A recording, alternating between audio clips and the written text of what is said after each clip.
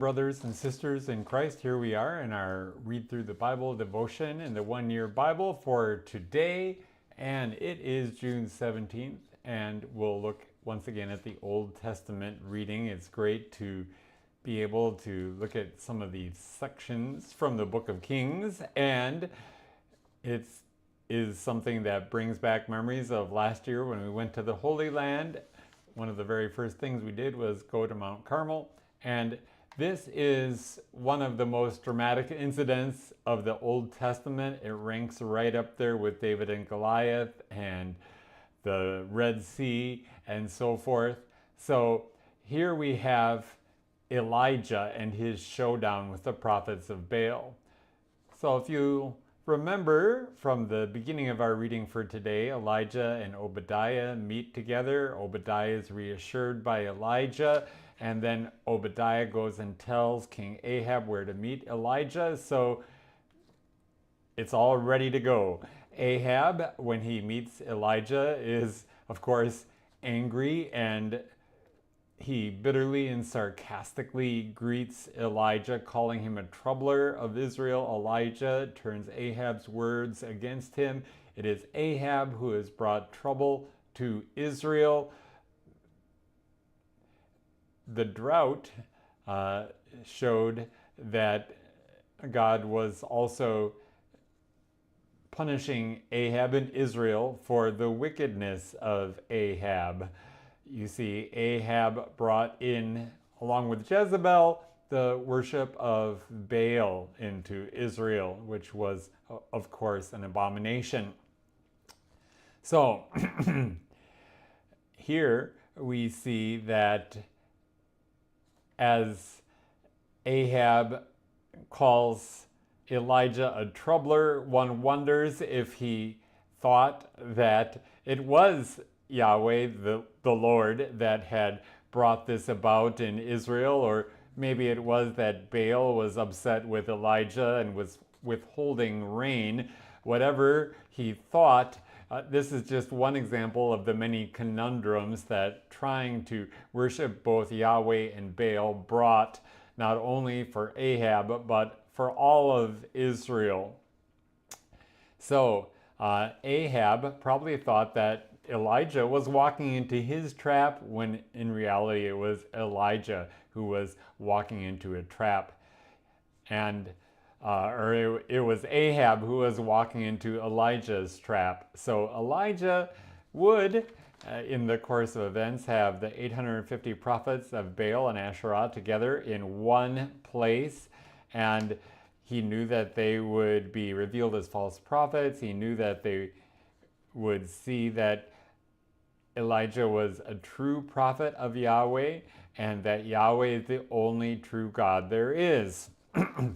All false gods are nothing at all, just either figments of the human imagination, or we could also say that they represent satanic influence in the world. So, representatives from all the northern kingdom gathered on Mount Carmel. They would be eyewitnesses to what would happen. Mount Carmel is the name given to a range of mountains 5 to 8 miles wide, stretching from the Mediterranean coast southeast for about 13 miles. And the name means garden, vineyard, orchard, or fruit. The steep slopes on the north and the east had little vegetation other than scrub and brush, but on the southern and western slopes, they could catch moisture coming in from the Mediterranean. This was an extremely fertile area, and it has remnants of forests, and olives, grapes, and grain were and still are grown there. The wedge-shaped promontory of this range is usually considered to be Mount Carmel itself. It juts out into the Mediterranean as a cape straight west of the Sea of Galilee. It was also at the border during this time between Israel and Tyre, where Jezebel and her religion of Baal worship originated. So even though it seems to be taking place on Baal's home turf, Elijah is calling the shots. Why? Ahab is desperate due to the deadly drought. Farmers in Israel in that day took into account the weather, and their first year of harvest they would keep, and then they would plant a second year, and they would use that with the first year harvest in reserve. However, since this was a 3-year drought, that plan went out the window, and everything was in jeopardy because of this drought. It can't be overstated. So that is why Ahab was now willing to meet Elijah, even though before this time he was out to kill Elijah, no doubt at the prodding of his wife Jezebel. So instead of on Mount Carmel saying, "Hey, hi everyone, welcome, how are you doing?" Elijah doesn't do that at all. Instead, he asks the people, "How long will you go on limping between two divided opinions?"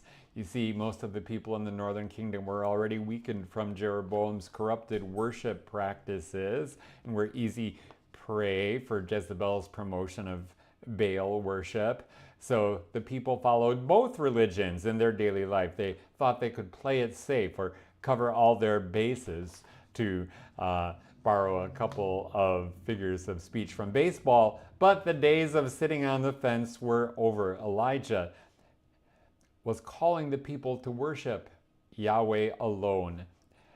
Elijah's contention that he was the only prophet of Yahweh left came to be a problem for him later, so it's fair to say that it is an exaggeration, but he could certainly have meant that he was the only one openly confronting Ahab and Jezebel and Baal worship, and he was the only one representing his, quote, side here in this contest on Mount Carmel. So it seemed like, as the showdown was underway, that Elijah was giving Baal every advantage in the contest. The prophets of Baal could pick the bull. They could go first. They had hundreds, of course, 850 altogether with Baal and Asherah priests.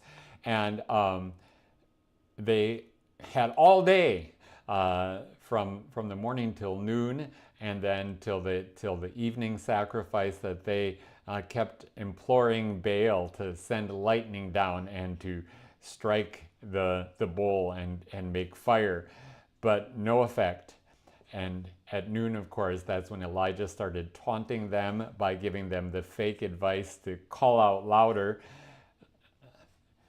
They still follow his mocking advice, and on top of that, it's surprising also that they end up mutilating themselves. They're so desperate, but there was no answer. So it was allowed to build altars for special occasions or times of crisis. We see this in several places in the Old Testament. And so Elijah built an altar using 12 stones, dug a trench around it. He had a lot of work to do all by himself. It was a big trench. Had the bulls soaked with 4 jars of water 3 times.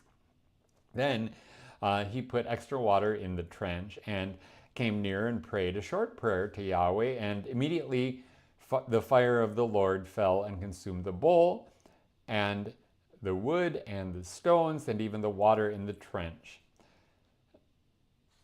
Some people ask, where did they get the water from? It was a drought, and maybe they got it from the Mediterranean Sea. We don't know, but that's a good guess. As such an awesome demonstration of the might of Yahweh, all the people could do was fall on their faces and exclaim, "Yahweh, he is the God, the God." Not only did the people at this point reject Baalism, but also the very notion that other gods existed. So, long story short, after that, the prophets of Baal and Asherah are slaughtered. The people, led by Elijah, take them out to a different place other than where this contest was. And you have to remember the time frame. All of this stuff took all day, so this was going on at night. You can almost picture a procession with torches at night. And it is rather gruesome, but this is what happened. And actually, this is what God commanded in Deuteronomy, for example, to do to false prophets. So and perhaps there was a special instruction from the Lord to Elijah to do this as well. In any case, it was a grisly deed, but had to be done, where the prophets of Baal and Asherah were put to the sword. And then after that, we see Elijah thought that everything would be great. It doesn't quite turn out that way, but we do see Elijah then praying a number of times, 7 times, for God to send rain. Finally, the servant of Elijah sees a cloud the size of a palm. We're not sure exactly what that meant, other than maybe he was holding his hand up in the air and the cloud looked about the size of his hand. But God does send the rain. What do we make of all of this?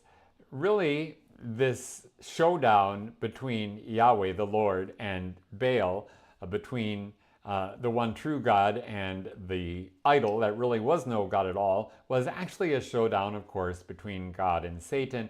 And as such was not a fair fight. It shows us that Satan, the devil, could only do what God permitted him to do in God's permissive will, that we don't fully understand why God allows certain things, but sometimes he does. But here in this case, although Satan could have sent down fire, we see this happening on other occasions, it is not allowed here. And God, of course, wins the battle. This points us forward to Jesus in the New Testament taking Satan head on and resisting every temptation, fulfilling all the law perfectly in our place, and then dying on the cross. Satan thought he won, but Jesus did, as Jesus defeated Satan there on the cross and was raised from the dead 3 days later. On the last day, of course, Satan and all the evil angels will be stripped of all their powers and sentenced to eternal suffering in hell. So there you have it. Quite an episode here that happened in the Old Testament. May God be with you and bless you, and we'll look forward to talking with you again real soon.